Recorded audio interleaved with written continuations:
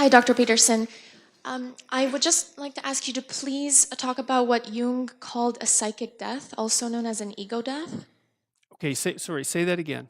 Would you please talk about what Jung referred to as a psychic death, also called an ego death? That's what happens when someone who loves you betrays you, right? So imagine that, like, the world is complicated beyond comprehension, right? And you only see a very little bit of it. And the way you structure your understanding is you make assumptions about things, and they're simplifying assumptions. So if you trust someone, you reduce their complexity massively, right? Because, like, let's say we were married, then there's a whole bunch of ways that you're going to act that are going to be simpler. Okay, so then I can tolerate being around you in some sense because you're not everything at once.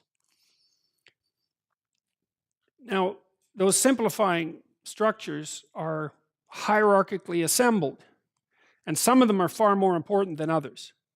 Trust is one of them, especially trust in loved ones, family members, which is why betrayal by a family member is really catastrophic, because it destabilizes your past, right? All the memories you have. It destabilizes your present. It destabilizes your future.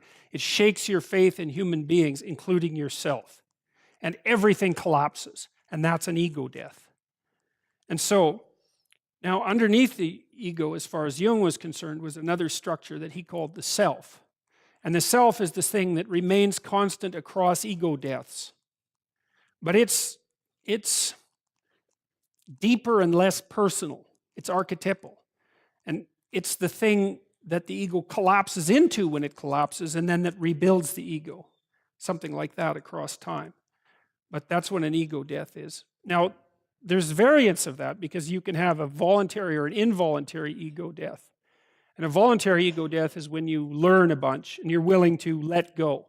So that would be your own immolation. It's like you're a phoenix and you're lighting yourself on fire. That's a much better idea, even though it can still be really harsh. The involuntary ego deaths, they're really hard on people. People will do almost anything to stop that from happening, which is partly why they fight to maintain their group fostered axiomatic simplifications. It's not surprising because you lose like that ego death is a journey into the underworld, or it's a collapse into chaos. And that's not so bad if you do it purposefully. But in the Pinocchio story, for example, that's exemplified by Pinocchio going down to the depths to rescue his father from the whale. Now, he does that voluntarily, but it damn near kills him, right? I mean, first of all, he hardly gets out of the whale.